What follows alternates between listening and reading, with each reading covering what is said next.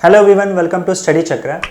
तो इस वीडियो में हम लोग एक बड़े ही इंटरेस्टिंग टॉपिक के बारे में पढ़ेंगे एंड दैट इज इम्पल्स। ठीक है, देखो इस वर्ड का मतलब तो शायद आपको पता होगा। जैसे हम कभी बोलते हैं ना कि यार ये बंदा बड़ा ही इम्पल्सिव है। इम्पल्सिव होने का मतलब क्या होता है कि वो बहुत जल्दी रिएक्ट कर देता है किसी भी सिचुएशन में, राइट। उसी तरीके से देखो होता क्या है कि कई बार हम किसी बॉडी पर फोर्स बहुत कम टाइम के लिए लगाते हैं और काफी अच्छा खासा फोर्स लगाते हैं। फॉर एग्जाम्पल, अगर सपोज करो एक बैट्समैन है, क्रिकेट में एक बैट्समैन है जिसको बॉल को हिट करना है, तो वो बहुत टाइम तो उसको प्रेस नहीं करता है। वो बहुत कम टाइम में अच्छा खासा फोर्स लगा देता है। वो बॉल जैसे ही आता है छट से उस पर फोर्स लगा देता है वो, और बहुत कम टाइम के लिए उस बॉल पर वो फोर्स लगाता है। तो ऐसे सिचुएशन में हम बोलते हैं कि ये जो फोर्स है वो इम्पल्सिव फोर्स है। एक और एग्जांपल दे रहा हूं, जैसे अगर सपोज करो आपको दीवार में कोई कील ठोकनी है, ठीक है, नेल है आपके पास, उस नेल को उस कील को ठोकना है, तो आप क्या करोगे? उसको दबा के ऐसे प्रेस करने लगते हो क्या? काफी टाइम तक उस पर फोर्स लगाए रहते हो क्या? नहीं, एक हैमर लिया और छट से उसको ठोक दिया, मतलब आपने काफी कम टाइम के लिए काफी फोर्स लगा दिया। तो ऐसे कई सिचुएशन होते हैं जिसमें हम बहुत ही कम टाइम के लिए अच्छा खासा फोर्स लगाते हैं। इस सिचुएशन में भी हम लोग इस फोर्स को क्या बोलेंगे? इम्पल्सिव फोर्स बोलेंगे। समझ में आ रही है बात? अब इन सारे सिचुएशन में हम लोग एक क्वांटिटी यहां पे कैलकुलेट करते हैं जिसको बोलते हैं इम्पल्स। देखो हम बहुत कम टाइम के लिए फोर्स लगा रहे हैं, तो वो जो फोर्स होता है उस फोर्स को जितने टाइम के लिए लगाया जा रहा है उस टाइम से मल्टीप्लाई कर देते हैं। मान लो आपने डेल्टा टी टाइम के लिए एफ फोर्स लगाया, so F multiplied by delta T, उस फोर्स और उस टाइम का आप अगर प्रोडक्ट ले लो, उसको मल्टीप्लाई करो, तो इस क्वांटिटी को हम बोलते हैं इम्पल्स। इस इम्पल्स को मैं यहाँ पे जे से डिनोट कर रहा हूं, वैसे बहुत सारे बुक में उसको आई से डिनोट किया गया है। So this is your impulse. Impulse is a vector quantity जो कि फोर्स के डायरेक्शन में होता है।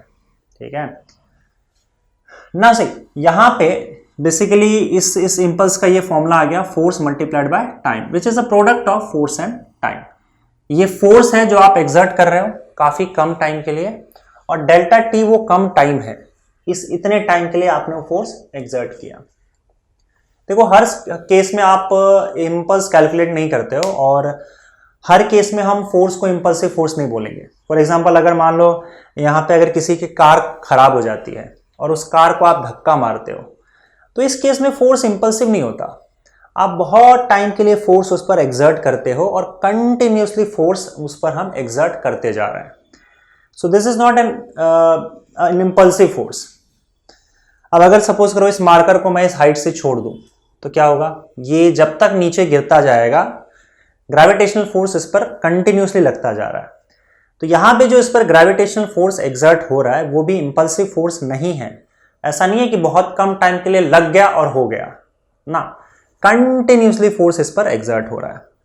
तो यहां पे भी हम इंपल्स कैलकुलेट नहीं करेंगे। लेकिन जैसे मैंने आपको क्रिकेट का एग्जांपल दिया, तो क्रिकेट के केस में क्या था?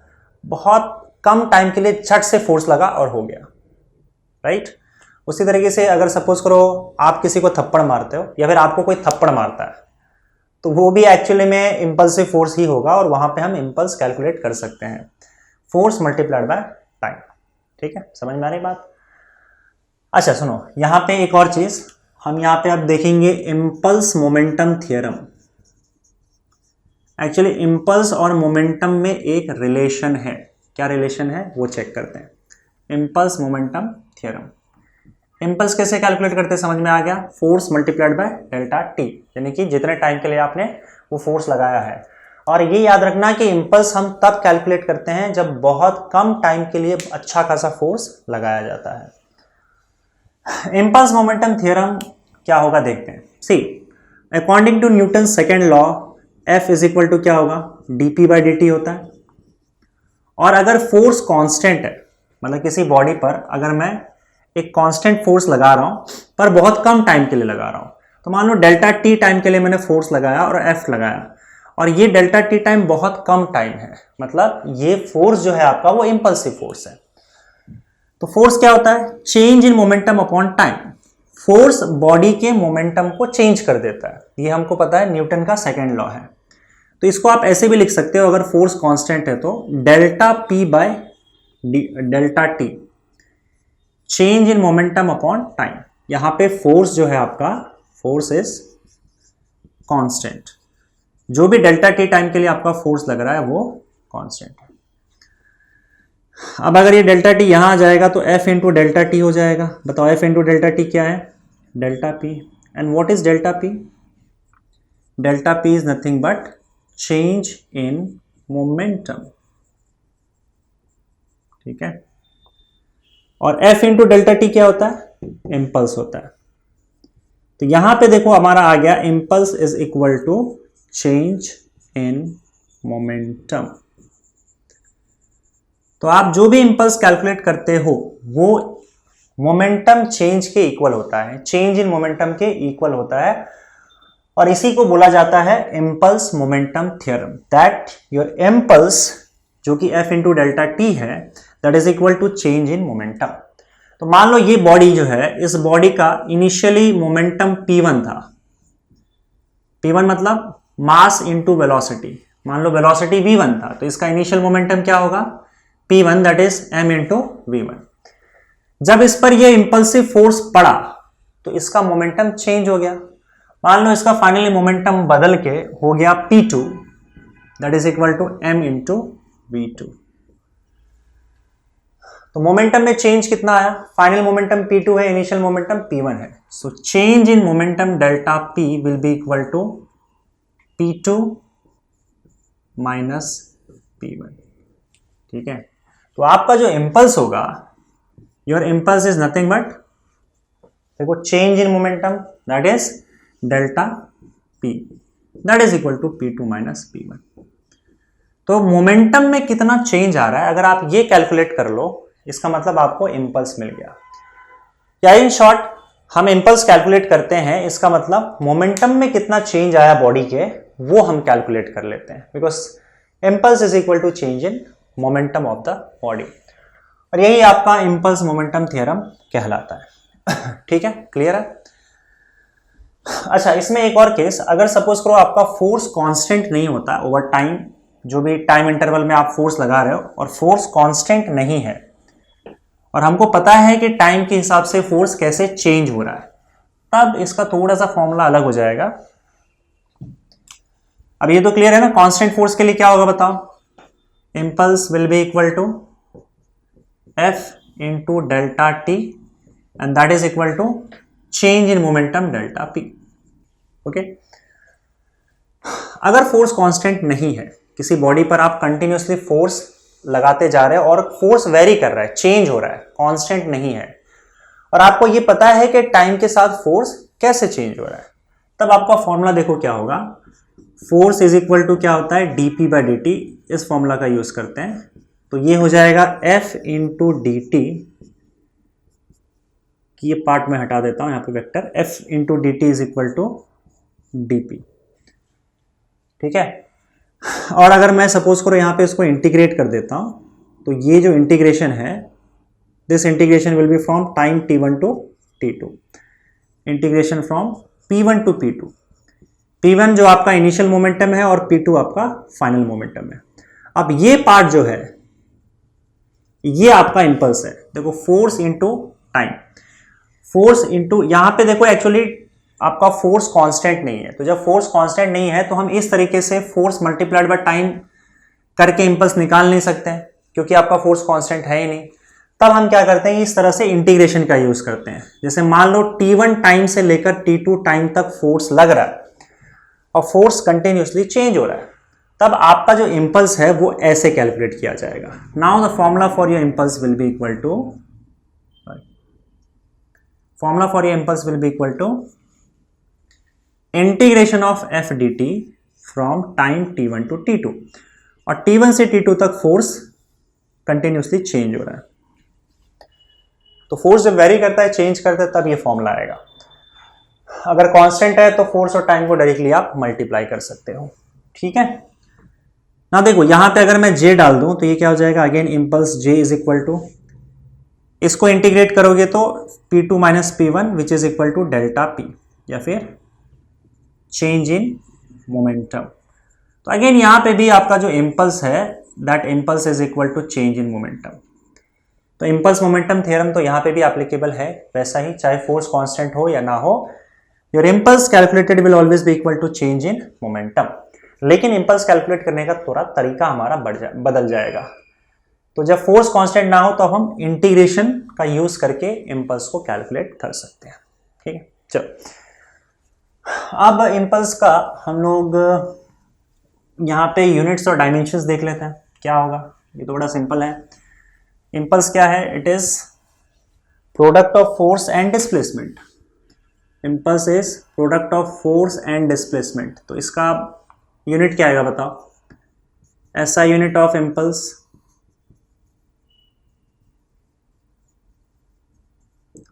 फोर्स का क्या होता है? न्यूटन, और टाइम का क्या होता है? सेकेंड। तो एक तो SI यूनिट न्यूटन सेकेंड आ गया।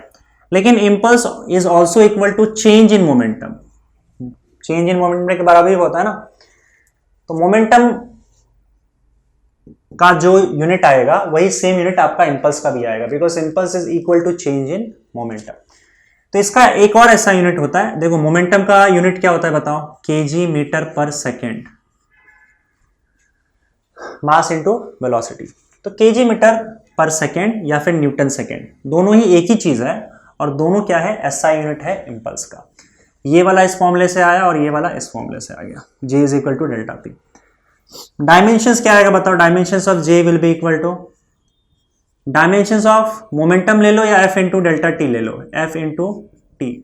तो dimension of F, dimension of T, dimension of F क्या होता है? फोर्स का dimension m1 L1 T minus 2, और टाइम का डायमेंशन होगा T1। तो अल्टीमेटली आपका डायमेंशन आ गया m1 L1 T माइनस 1। ये आपका इम्पल्स का डायमेंशन भी आ गया। So we talked about units and dimension of impulse. ये भी क्लियर हो गया, ये भी चीज क्लियर है।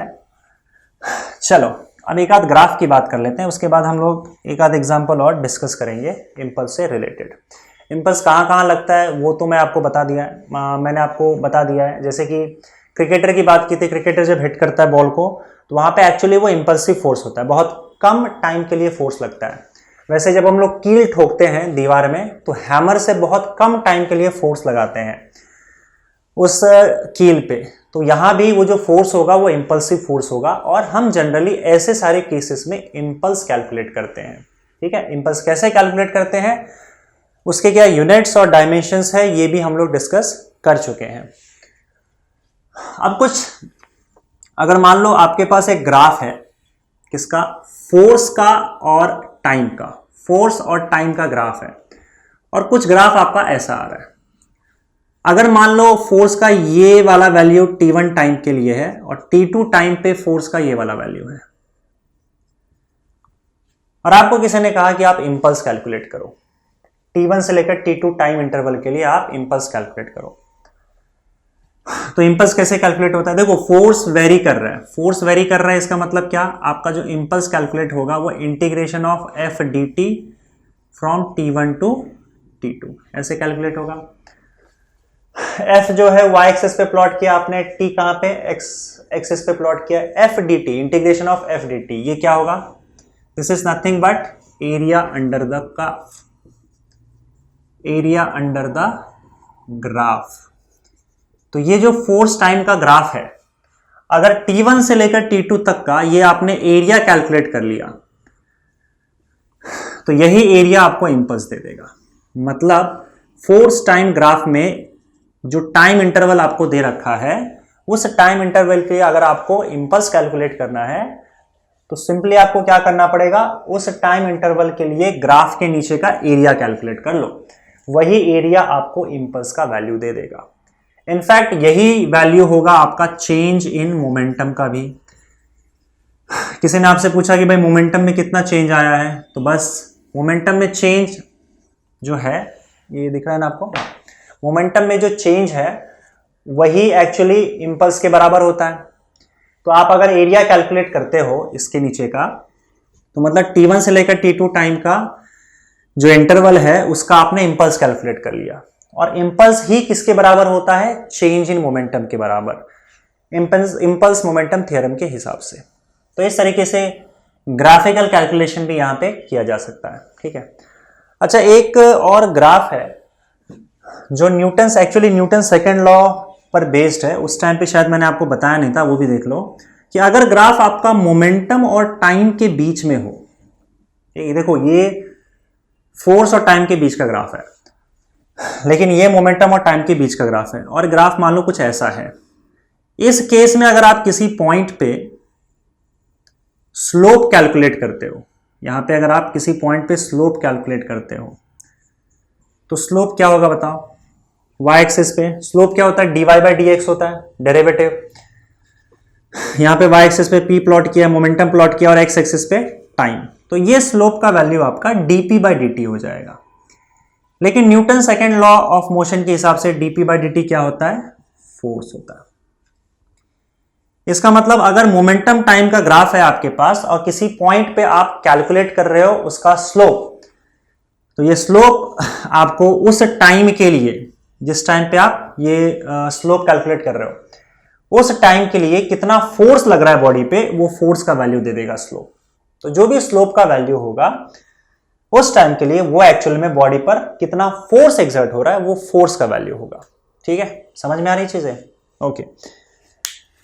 अच्छा, अब यहां पे कुछ चीजें हैं, जैसे कि एक आध एग्जाम्पल है, वो एग्जाम्पल डिस्कस करते हैं जहां पे इंपल्स के बेसिस पे हम लोग उस एग्जाम्पल्स को एक्सप्लेन कर सकते हैं। जैसे कि आपको पता है, अगर क्रिकेटर कोई कैच पकड़ता है बॉल से, तो देखो उसका कैच पकड़ने का तरीका अलग होता है। वो कभी ऐसे कैच नहीं पकड़ेगा जैसे बॉल आया और ऐसे जाके पकड़ लेगा, ऐसे कभी कैच नहीं पकड़ता है। उसका कैच पकड़ने का तरीका क्या होता है? ऐसे आता है और ऐसे कैच पकड़ता है। वो अपने हाथों को पीछे लेता है, समझ में आ रहा है? और टाइम जितना ज्यादा लगे उतना ज्यादा वो टाइम उसको बेसिकली अपने हाथ में बहुत जल्दी नहीं गिरने देता है, बल्कि बहुत टाइम लेकर पीछे कैच पकड़ता है। ऐसा क्यों नहीं वो जल्दी जाकर ऐसे पकड़ लेता है? अगर आप क्रिकेट खेलते हो, अगर आपने कभी कैच पकड़ा है, तो आप लोगों को पता होगा कि अगर ऐसे पकड़ने जाओगे तो हाथ में जबरदस्त चोट लगता है। और क्रिकेटर्स के बॉल, भाई वो जो सीजन बॉल्स होते हैं उनके, वो समझ लो एकदम पत्थर की तरह होता है। अगर उससे इंजरी हुई तो वो बेचारे घर पे बैठ जाते हैं। तो कैच पकड़ने का ये स्टाइल होता है, ना कि ये स्टाइल होता है। अगर ये स्टाइल से पकड़ने जाए तो शायद वो अपने आप को इंजर्ड कर बैठेंगे, क्योंकि उनको जबरदस्त चोट लगेगा, जबरदस्त फोर्स लगेगा हाथ को।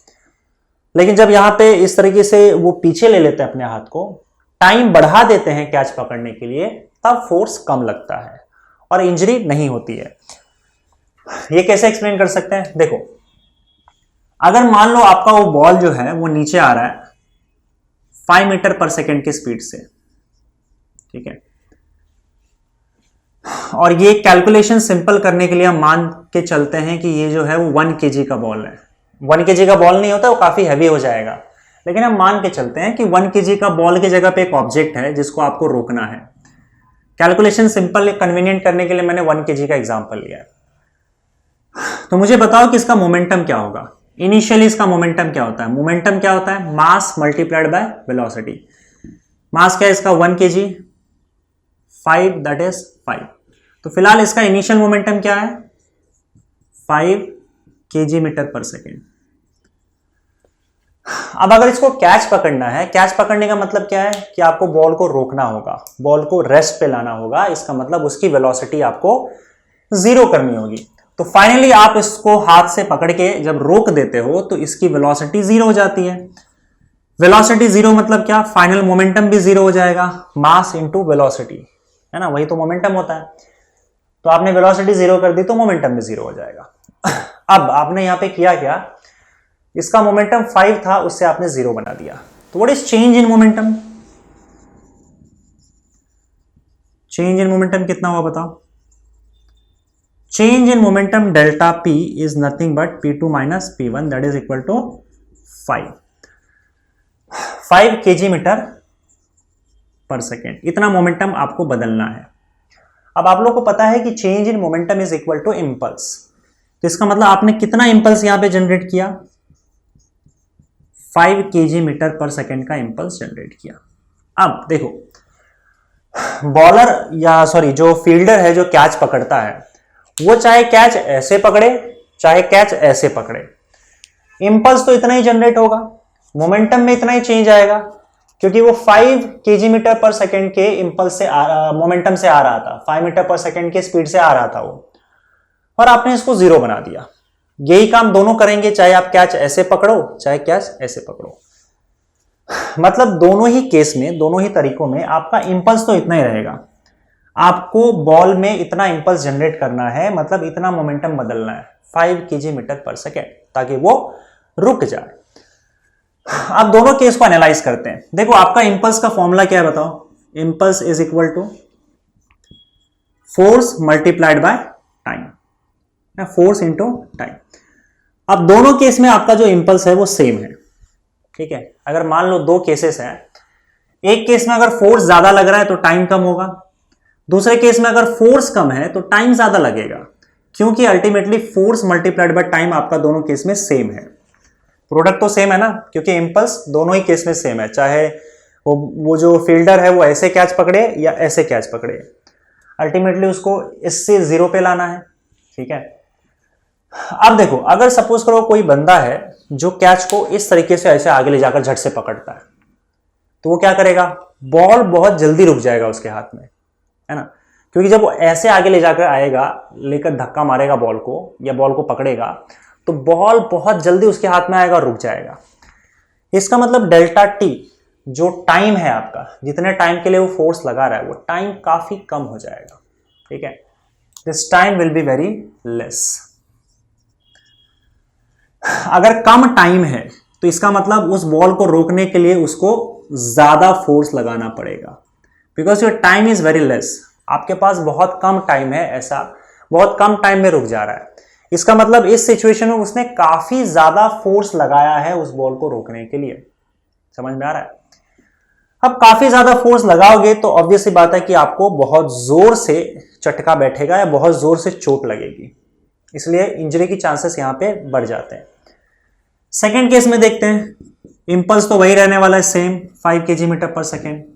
सेकेंड केस में वो बड़ी चालाकी से क्या करता है, वही फोर्स जब लगाता है वो, तो वो एक्चुअली बहुत टाइम ले लेता है, काफी टाइम तक वो फोर्स लगाते चला जाता है और उसे रोकता है।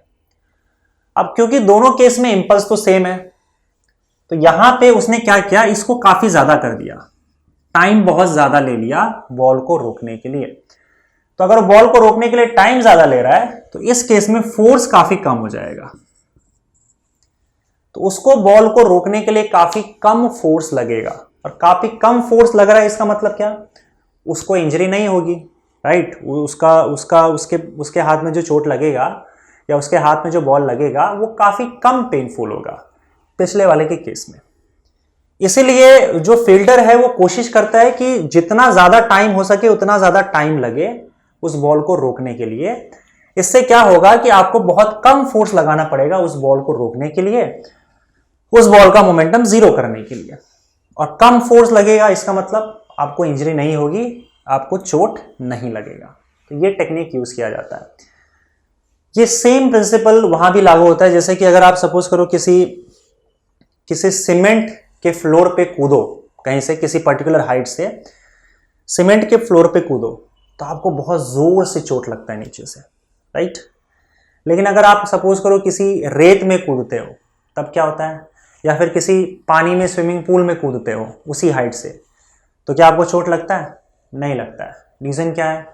अगेन वही केस, इंपल्स में आपने क्या किया, देखो जब हम सीमेंट पे कूदते हैं तो जैसे ही कूदोगे वैसे रुक जाओगे। अगेन मान लो आप 5 मीटर पर सेकेंड के स्पीड से कूदे, बाद में आपका, और अगर आप 1 kg के हो, अगेन ये थोड़ा सा अजीब लग रहा है, आप 1 kg के नहीं हो सकते, पर स्टिल हम लोग क्या कर रहे हैं, कैलकुलेशन के लिए ले रहे हैं। चलो एक काम करते हैं, आप 100 kg के हो, तो आपका मोमेंटम क्या हो जाएगा बताओ, वहां 100 मल्टीप्लाइड बाय 5 दैट इज 500। तो इसका मतलब आपका इनिशियल मोमेंटम कितना है, 500। फाइनली आप रुक जाते हो, तो रुक जाओगे तो आपका मोमेंटम जीरो हो जाएगा। तो 500 से आपका मोमेंटम जीरो हो गया, तो सो change in momentum will be 500। तो अब इस केस में जो इंपल्स जनरेट हुआ है वो 500 kg मीटर पर सेकेंड का इंपल्स जनरेट हुआ है। सो इनिशियली आपका speed 5 metre per second 100 kg, मतलब इंपल्स में इतना चेंज आएगा अगर आप कूदते हो और रुक जाते हो तो जैसे आप कूदोगे सीमेंट फोर्स लगा के आपको रोक देगा, लेकिन इस केस में क्योंकि आप बहुत जल्दी रुक जाते हो, जैसे ही सीमेंट पे गिरोगे वैसे ही रुक जाओगे, राइट? ज्यादा टाइम नहीं लगेगा आपको रुकने के लिए, जैसे ही कूदे वैसे रुक जाओगे। मतलब इस केस में आपका जो टाइम है वो बहुत कम है आपको रुकने के लिए, या फिर आपका जो ये मोमेंटम चेंज किया जा रहा है 500 से 0 पे लाया जा रहा है, आपको बहुत कम टाइम में आपको लाया जा रहा है। क्योंकि सीमेंट का फ्लोर बहुत कम टाइम ले रही है आपको रोकने के लिए, आपका ये मोमेंटम चेंज करने के लिए, तो उसको काफी फोर्स लगाना पड़ रहा है आपको रोकने के लिए। तो क्योंकि बहुत ज्यादा फोर्स लगाकर आपको रोकती है तो आपको बहुत चोट लगता है। लेकिन मान लो आप किसी रेत पर कूदे, ठीक है, रेत है नीचे उसमें कूदे या फिर पानी में कूदे, तो क्या होता है, आप रुकते नहीं हो। पानी में जैसे मान लो कूदते हो तो भी आप ट्रैवल करते जाते हो, धीरे धीरे धीरे धीरे आपकी वेलोसिटी या मोमेंटम 0 होता है। तो 500 का आपका जो मोमेंटम था वो 0 होने में काफी टाइम लग गया।